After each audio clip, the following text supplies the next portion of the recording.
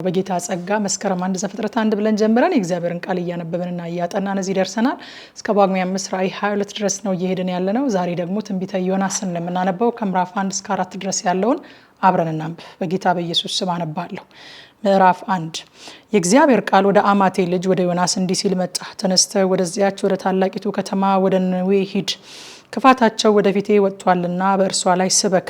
ዮናስ ግን ከእግዚአብሔር ፊት ወደ ተርሴስ ይኮበልል ዘንድ ተነሳ። ወደ ኢዮጴም ወረደ።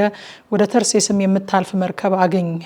ከእግዚአብሔርም ፊት ኮብልሎ ከእነርሱ ጋር ወደ ተርሴስ ይሄድ ዘንድ ዋጋ ሰጥቶ ወደ እርሷ ገባ። እግዚአብሔርም በባህሩ ላይ ታላቅ ነፋስን አመጣ፣ በባህርም ላይ ታላቅ ማዕበል ሆነ። መርከቢቱም ልትሰበር ቀረበች። መርከበኞቹም ፈሩ፣ እያንዳንዱም ወደ አምላኩ ጮኸ። መርከቢቱም እንድትቀልላቸው በውስጧ የነበረውን ዕቃ ወደ ባህሩ ጣሉት። ዮናስ ግን ወደ መርከቡ ውስጠኛው ክፍል ወርዶ ነበረ፣ በከባድ እንቅልፍም ተኝቶ ነበረ። የመርከቡም አለቃ ወደ እርሱ ቀርቦ ምነው ተኝተሃል? እንዳንጠፋ እግዚአብሔር ያስበን እንደሆነ ተነስተህ አምላክህን ጥራ አለው። እርስ በርሳቸውም ይህ ክፉ ነገር በማን ምክንያት እንዳገኘን እናውቅ ዘንድ ኑ ዕጣ እንጣጣል ተባባሉ። ዕጣም ተጣጣሉ። ዕጣውም በዮናስ ላይ ወደቀ። የዚያን ጊዜም ይህ ክፉ ነገር በማን ምክንያት እንዳገኘን እባክህ ንገረን። ስራህ ምንድን ነው? ከወዴትስ መጣ? አገርህስ ወዴት ነው? ወይስ ከማን ወገን አሉት። እርሱም እኔ ዕብራዊ ነኝ፣ ባህሩንና የብሱን የፈጠረውን የሰማይን አምላክ እግዚአብሔርን አመልካለሁ አላቸው።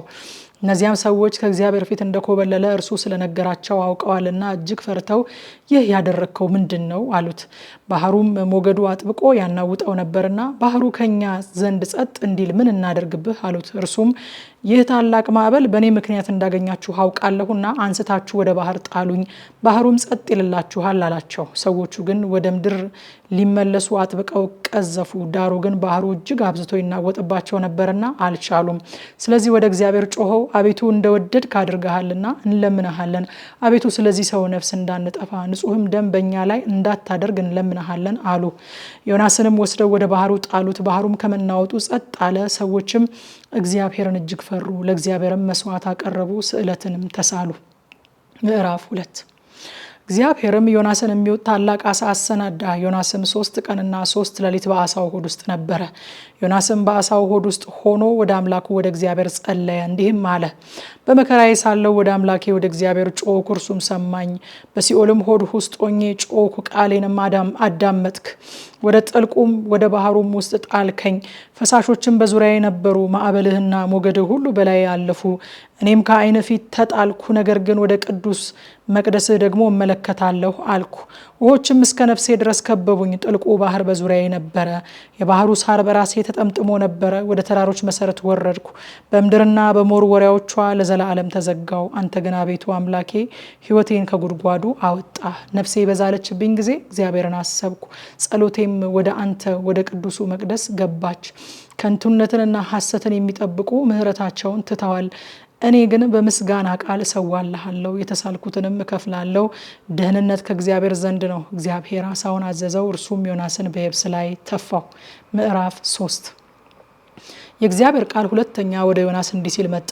ተነስተህ ወደዚያች ወደ ታላቂቱ ከተማ ወደ ነነዌ ሂድ፣ የምነግርህን ስብከት ስበክላት አለው። ዮናስም ተነስቶ እንደ እግዚአብሔር ቃል ወደ ነነዌ ሄደ። ነነዌም የ3 ቀን መንገድ ያህል እጅግ ታላቅ ከተማ ነበረች። ዮናስም የ1 ቀን መንገድ ያህል ወደ ከተማይቱ ውስጥ ሊገባ ጀመረ። ጮሆም በ3 ቀን ውስጥ ነነዌ ትገለበጣለች አለ። የነነዌም ሰዎች እግዚአብሔርን አመኑ፣ ለጾም አዋጅ ነገሩ። ከታላቁም ጀምሮ እስከ ታናሹ ድረስ ማቅ ለበሱ። ወሬውም ወደ ነነዌ ንጉሥ ደረሰ። እርሱም ከዙፋኑ ተነስቶ መጎናጸፊያውን አወለቀ፣ ማቅም ለበሰ፣ በአመድም ላይ ተቀመጠ። አዋጅም አስነገረ። በነነዌም ውስጥ የንጉሱንና የመኳንንቱን ትእዛዝ አሳወጀ። እንዲህም አለ፣ ሰዎችና እንስሶች፣ ላሞችና በጎች አንዳች አይቅመሱ፣ አይሰማሩም፣ ውሃንም አይጠጡ። ሰዎችና እንስሶችም በማቅ ይከደኑ፣ ወደ እግዚአብሔርም በብርቱ ይጩሁ። ሰዎችም ሁሉ ከክፉ መንገዳቸው በእጃቸው ካለው ግፍ ይመለሱ። እኛ እንዳንጠፋ እግዚአብሔር ተመልሶ ይጸጸት እንደሆነ ከጽኑ ቁጣውም ይመለስ እንደሆነ ማን ያውቃል? እግዚአብሔርም ከክፉ መንገዳቸው እንደተመለሱ ስራቸውን አየ። እግዚአብሔር የሚያደርግባቸው ዘንድ በተናገረው ክፉ ነገር ተጸጽቶ አላደረገውም። ምዕራፍ 4 ይህም ዮናስን ከቶ ደስ አላሰኘውም። እርሱም ተቆጣ፣ ወደ እግዚአብሔርም ጸለየና አቤቱ ለምንሃለሁ፣ በሀገሬ ሳለሁ የተናገርኩት ይህ አልነበረምን? አንተ ቸርና ይቅር ባይ ታጋሽም ምሕረትህም የበዛ ከክፉ ነገር የተነሳ የምትጸጸት አምላክ እንደሆንክ አውቄ ነበርና ስለዚህ ወደ ተርሴስ ለመኮብለል ፈጥኜ ነበር። አሁንም አቤቱ ከሕይወት ሞት ይሻለኛልና እባክህ ነፍሴን ከኔ ውሰድ አለው። እግዚአብሔርም በእውኑ ትቆጣ ዘንድ ይገባሃልን አለው። ዮናስም ከከተማይቱ ወጣ፣ ከከተማይቱም በስተምስራቅ በኩል ተቀመጠ። ከተማይቱንም የሚያገኛትን እስኪያይ ድረስ በዚያ ለራሱ ዳስ ሰርቶ ከጥላው በታች ተቀመጠ። እግዚአብሔር አምላክም ቅል አዘጋጀ፣ ከጭንቀቱም ታድነው ዘንድ በራሱ ላይ ጥላ እንድትሆን በዮናስ ላይ ከፍ ከፍ አደረጋት። ዮናስም ስለ ቅሊቱ እጅግ ደስ አለው። በነጋው ግን ወገግ ባለ ጊዜ እግዚአብሔር ትልን አዘጋጀ፣ እርሷም ቅሊቱን እስክትደርቅ ድረስ መታቻት። ፀሐይም በወጣች ጊዜ እግዚአብሔር ትኩስ የምስራቅ ነፋስ አዘጋጀ። ዮናስ እስኪዝል ድረስም ፀሐይ ራሱን መታው። ለራሱ ሞትን ፈለገና ከሕይወት ሞት ይሻለኛል አለ። እግዚአብሔርም ዮናስን በውኑ ስለዚች ቅል ትቆጣ ዘንድ ይገባሃልን አለው።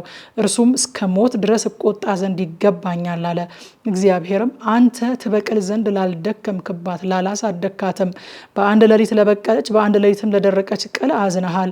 እኔስ ቀኛቸውና ግራቸውን የማይለዩ ከ120 ሺህ የሚበልጡ ሰዎችና ብዙ እንስሶች ላሉባት ለታላቂቱ ከተማ ለነነዌ አላዝንምን አለው።